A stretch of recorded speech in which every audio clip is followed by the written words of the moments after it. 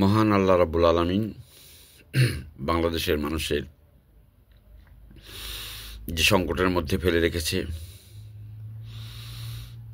এখন মানুষের একটাই পথ, আল্লাহর দ্বারস্থ হওয়া, আল্লাহর পথে ফিরে যাওয়া। মানুষ যেভাবে নগদে বিশ্বাস করে বাংলাদেশের মানুষ, এই পথ পরিত্যাগ করা খুব জরুরি। এ পথ মানুষের মুক্তির পথ না। মানুষের মুক্তির একমাত্র পথই হলো আল্লাহর প্রতি পূর্ণ আস্থা রাখা।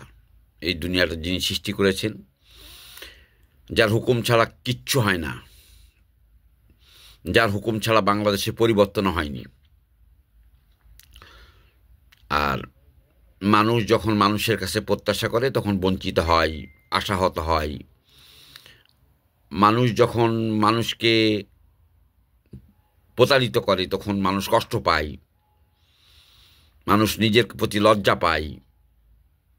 তাই কি দরকার মানুষের প্রতি প্রত্যাশা করা।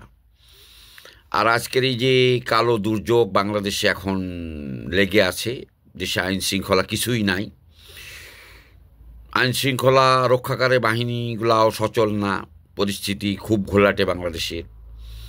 মানে পরবর্তীতে কী হবে সবাই জানতে চায়, পরবর্তীতে কী হবে নিশ্চয়ই আমি আল্লাহ না, আমার বলার সাধ্য আমার নাই। তবে এইটুকু আমি বুঝি যে আল্লাহর আসমানি কিতাবগুলাতেই যে কথা বলা আছে সেই কথা অনুযায়ী বাংলাদেশে এখন ফেরকার জগৎ চলছে।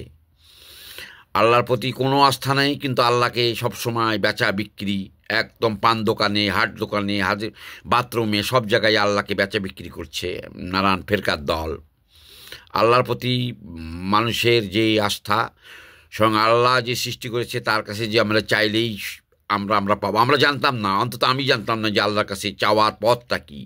সেই পথটা আমাকে আল্লাহ দান করেছেন। সেই পথে আমাকে মানুষকে আহ্বান করার দায়িত্বও দিয়েছেন আমি মনে করি। কেননা যখন আমি জানি যে পথটা সঠিক, এই পথে থাকলে মানুষের সমস্যার সমাধান হবে, তাহলে সেই পথের কথাই আমার বলা উচিত। আপনারা তো দেখেছেন যে 1971 পরবর্তী বাংলাদেশ এবং আজকে 2024 পরবর্তী বাংলাদেশ, মানে পরিস্থিতি মানে কোন জায়গায় গিয়ে দাঁড়িয়েছে। একটা সময় বাংলাদেশের মানুষ খুব সুখী ছিল, এখন সুখী নাই। এখন মানুষের ভিতরে লোভ, লালসা, ভীষণ রকমের কি নীতিভ্রষ্টতা, আদর্শচ্যুতি কিছুই নাই। একজন মানুষ হিসাবে মানুষের ভিতরে কিছুই নাই। আজকের প্রজন্ম একেবারে বিভ্রান্তি বলবো না, চিটার বাটপার। এরা যুদ্ধের মাঠে না গিয়ে যুদ্ধের ফল ভোগ করছে। বারবার আবারও বলছি, এরা প্রতারণা করছে বাংলাদেশের মানুষকে। এই মুহূর্তে এই প্রতারকদের থেকে দূরে থাকা দরকার, খুব দরকার। আর রাজনৈতিক দল গঠন যারা করছে তাদের থেকেও দূরে থাকেন, কেননা হলো এরা স্বার্থন্বেষী গোষ্ঠী। এরা প্রত্যাশা করছে, এরা নিজেদের অস্তিত্ব জানে না। এরা কারা, এদের পূর্বপুরুষ কি, এদের বাপ দাদার নাম কি, এদের দাদার নাম কি, এরা সবই ভুলে গিয়েছে।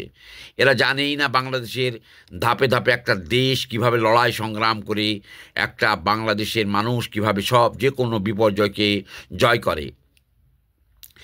এরা ছাত্রলীগের ভিতরেই সবাই ছিল। ছাত্রলীগ বাংলাদেশের একটা সন্ত্রাসী সংগঠন বললে ভুল হবে। ধর্ষণ, আহাজারি, লুটতরাজ, ছিনতাই, হেন অপরাধ নেই যে ছাত্রলীগ করে না। সেই ছাত্রলীগের ভিতরেই এরা ছিল। এরা ছাত্রলীগের শেষের সারির অংশ ছিল। এরা ওই লুটতরাজে এদের সাথে সঙ্গী ছিল। এরা সেই সঙ্গী থেকে পরিবর্তিত পরিস্থিতিতে যে কোনো ঘটনার ভিতর দিয়েই, গণজাগরণ বলা যাবে না, মানুষের ভিতরে দীর্ঘদিনের ক্ষোভ, দীর্ঘদিনের যন্ত্রণা, দীর্ঘদিনের যে কষ্ট, সেই কষ্টে বিস্ফোরণ ঘটিয়ে দিয়েছিলেন আল্লাহ রব্বুল আলামিন। সেই বিস্ফোরণের ভিতর দিয়ে শিকারী বাঘের মতো মার্কিনরা, পশ্চিমা বিশ্বরা স্বীকার করেছে রাষ্ট্র ক্ষমতা দখলের। সেই বিষয়গুলো আপনাদের জানতে হবে, বুঝতে হবে, এবং সেটা প্রকাশিত হয়ে গিয়েছে। এরা কখনোই জনগণের শক্তি না। এরা বাংলাদেশকে বলছে দক্ষিণ কোরিয়া বানিয়ে দেবে, এরা কেউ কেউ বলছে জাপান বানিয়ে দেবে। রাজনৈতিক দলগুলি বামপন্থী, ডানপন্থী যারা ফেরকা প্রচার করছে, এদেরকে বর্জন করুন, এদের কাছ থেকে দূরে থাকুন। আপনি ভালো থাকার একমাত্র উপায় আপনি এবং আপনার পরিবারের মধ্যে যত্ন নেওয়া।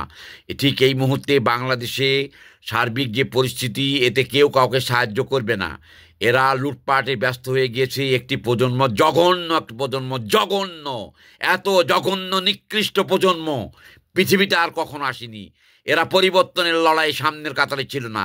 এই যে লিস্ট বের হয়েছে, রিক্সা চালক জীবন দিয়েছে, তাকিয়ে দেখুন তো ছাত্র করতেছেন। এই বিশ্ববিদ্যালয়ের ছাত্রদের জীবন দানের ইতিহাসটা দেখেন না।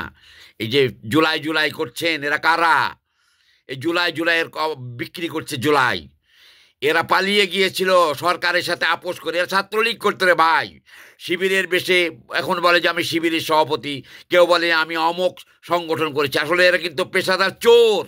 আমি পরিষ্কার আপনাদেরকে বলি, এরা পেশাদার নোংরা। এদেরকে রাষ্ট্র ক্ষমতায় আল্লাহ বসিয়েছে কেন জানেন? এরা দোজখে নিক্ষেপ করেছে আল্লাহ। বাংলাদেশ যে সময়, এদের দ্বারা সম্ভব না বাংলাদেশ ঠিক করা। এদের বাপের সাধ্য নেই বাংলাদেশ ঠিক করার। এরা মিথ্যাচার করে রাষ্ট্র ক্ষমতায় গিয়ে ঢুকেছে।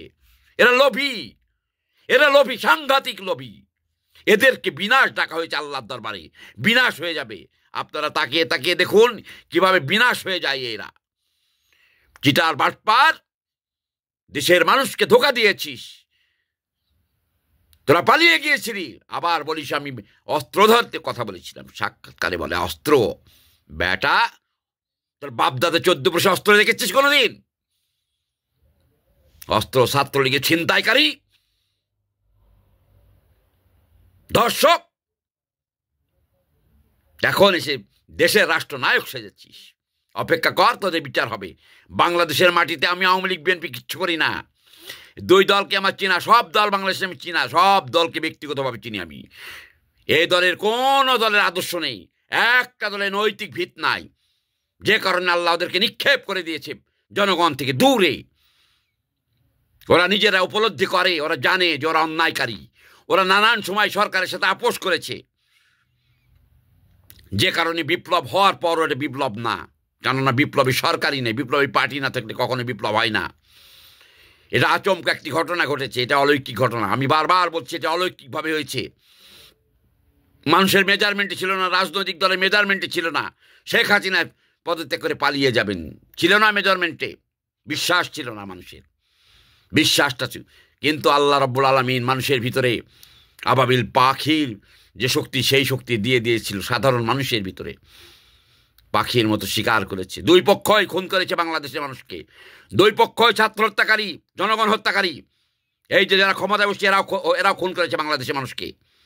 সাধারণ মানুষকে এরা খুন করেছে পিছন থেকে। হাসিনাও করেছে পুলিশ দিয়ে, এরা করেছে পিছন থেকে আন্দোলনকে চাঙ্গা করার জন্য। এই কি মনে করছিস আল্লাহ দেখেনি? তুই নিজেকে জিজ্ঞাসা কর, তুই নিজেকে শপথ করে বল, তুই এই খুনের সাথে জড়িত না কিনা। মানুষ খুনের সাথে জড়িত কিনা। তোদের ডিজাইন কিসের ডিজাইনটা? কে ডিজাইন তোদের ডিজাইন তো ঠিক কর। বাংলাদেশ পারিস কেমন করে ঠিক কর, ঠিক করে দেখা বাংলাদেশের মানুষের মন জয় করে দেখা কেমন পারিস। তোদেরকে মানুষ ছিনতাইকারী করে বলে, এখন তোদেরকে মানুষ চাঁদাবাজ বলে, তোদেরকে মানুষ ধোঁকাবাজ বলে। তোরা মানুষকে কি দিবি? তোদের কি দেওয়ার ক্ষমতা আছে তোদের? তোরা তো নিজেই ভিক্ষুক। তোরা মানুষকে কি দিবি? তোরা ফ্যান ভাত খাওয়া লোক ক্যাম্পাসের ভিতরে। তোদের কি ছিল? তোরা গাড়ি চলিস, কর্ম করে খাওয়া লাগবে, নাই বিদেশ পালিয়ে যাওয়া লাগবে। অতীতে 111-এর সময় বা বিভিন্ন পট পরিবর্তনের সময় যারা পরিবর্তন ঘটিয়েছে, যারা ন্যায় ছিল তারা তো ঠিকই গিয়েছে, তারা স্বাভাবিক মৃত্যু হয়েছে। কিন্তু যারা চিটারি করেছে তারা দেশ থেকে পালিয়ে যেতে হয়েছে। দেশ থেকে পালিয়ে যাবি, নিশ্চিত থাক, নিশ্চিত তোরা সবাই পালিয়ে যাবি। তোদের রেহাই নাই বাংলাদেশের মানুষের কাছ থেকে। তোরা বাংলাদেশ না, আল্লাহ রাব্বুল আলামিনের অলৌকিক অভ্যুত্থান চোর। তোরা আল্লাহ রাব্বুল আলামিনের অলৌকিক অভ্যুত্থান চোর। তোরা মনে করছিস সেই চুরি করে সেই সম্পদ খাবি? না না না না না না, এত সহজ না। তোদের মাথার উপরে পাহাড় ধরে রেখেছে আল্লাহ, কোথাও পালিয়ে যেতে পারবি না। পৃথিবীর কোনো প্রান্তেই তোরা আর পালাতে পারবি না।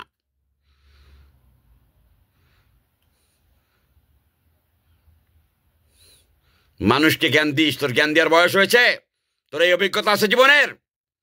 তুই বিপ্লবের কথা বলিস, চাইতে গিয়েছিলি চাকরি, আন্তর্জাতিক ষড়যন্ত্রকারীদের সাথে হাত মিলিয়েছিস, বাংলাদেশের মানুষের জীবন নিয়ে ছিনিমিনি করছিস। তোদের বিচার হবে না মানে কেন? তোদের বিচার কেউ করার নেই। এই বাংলাদেশের মানুষও করবে, আল্লাহ করবে তোদের বিচার। ভাবার কোনো কায়দা নেই। বাটপারি চিটারি করে টিকে থাকা যায়? আর সে যুগই নাই, তখন পাল্টিয়ে গেছে দুনিয়া। দুনিয়া পাল্টিয়ে গিয়েছে, আল্লাহ রাব্বুল আলামিন পাল্টিয়ে দিয়েছে। কিয়ামতের দিকে দুনিয়া নিয়ে যাচ্ছেন আল্লাহ রাব্বুল আলামিন। ইসলাম ইসলাম করছেন হুজুররা। দর্শন হলে, বলাৎকার হলে কোনোদিন মিছিল করেন, মিটিং করেন, তারা ইসলাম ইসলাম করে। বড় বড় আওয়াজ দেয়, আছে কি আছে রে ইসলাম? ইসলাম কাকে বলে? আল্লাহ রাব্বুল আলামিন আসমানি কিতাব নাজিল করেছেন মানব জাতির জন্য। তোরা ধর্মের ফেরকায় সেটাকে আটকিয়ে ফেলেছিস। ইসলামের ব্যাখ্যা দিস কি? ইসলাম কাকে বলে? কোরআন কাকে বলে? ভুল ভাল ব্যাখ্যা দিয়ে সাধারণ মানুষকে বিভ্রান্ত করেছিস তোরা। ক্ষমতালিপ্সু জামাত ইসলাম কখনোই বাংলাদেশের মানুষের কল্যাণ করেনি, কোনোদিন করে নাই বাংলাদেশের মানুষের কোনোদিন উপকার। বিএনপির কাছে মানুষ প্রত্যাশা ছিল বা অন্যান্য দলগুলোর কাছে, সেই দলগুলো দায়িত্ব পালন করেনি। ফাঁকা বাটে তারা লুটপাট করেছে, কেননা তারা অতীতেও আওয়ামী লীগের সাথে হাত মিলিয়ে খেয়েছে। প্রত্যেকের শান শওকত জীবন আছে বাংলাদেশে, প্রত্যেকের পরিবার দেশ বিদেশে লেখাপড়া করে সন্তানেরা, আমাদের মতো সাধারণ মানুষরা ছাপার করে বাংলাদেশে। সেদিন শেষ, আর কখনো কেউ মানবেন আপনাদের এই ক্ষমতা, দেখান না ক্ষমতা। আজ যে দেখিয়েছেন, যে পথ আপনি চিনিয়েছেন, সে পথ তো জনগণ চিনে ফেলেছে। জনগণকে সংগঠিত হওয়া লাগে না, আল্লাহ সংগঠিত করে দেন। মহান আল্লাহ রাব্বুল আলামিন যখন বলেন যা হও হয়ে যায়, আপনি সংগঠিত করার কেউ না, আপনার ডাকে জনগণ নামেনি। আল্লাহ রাব্বুল আলামিন হুকুম করেছে, তাই জনগণ জীবন বাজি ধরে নেমে পড়েছে। আর এই যে ফেরকার দল সেদিন মন্ত্রীর সাথে আপোষ করে গোপনে চলে গিয়েছিল, গোপনে চলে গিয়ে অপেক্ষা করছিল। ওরা ভাবতেই পারেনি সরকার পতন ঘটে যাবে, ওরা স্বপ্নে কল্পনাও করেনি। আজকে রাষ্ট্র পরিচালনা ইসরে চেয়ারের উপরে বসলে দেখা যায় যে একটা টোকাই না, টোকাই বলা হবে ক্লাউন। চেয়ারগুলায় বসে আছে ক্লাউন। বাংলাদেশের চেয়ারগুলা রাষ্ট্র পরিচালনায় ক্লাউন, রাষ্ট্র পরিচালনায় অযোগ্য লোকজন, যারা মানবাধিকার নিয়ে ব্যবসা করেছে, তারা রাষ্ট্র ক্ষমতায় লুটপাটকারীরা, এরাও এক নব্য লুটপাটকারী। এদের বিরুদ্ধে বিদ্রোহ নয়, এরা টিকবে না ক্ষমতা, এটুকুই জানি আমি। এদের ক্ষমতা নাই কিচ্ছু করার। এরা ব্যক্তি পূজায় বিশ্বাস করে। এরা ডক্টর ইউনূস নামের একজন ব্যক্তিকে খাড়া করেছে, দেখিয়েছে আমাদেরকে যে তিনি সব সমাধান করবে। এই মিয়া, উনি আমার ঘোড়ার ডিম সমাধান করবে বাংলাদেশের।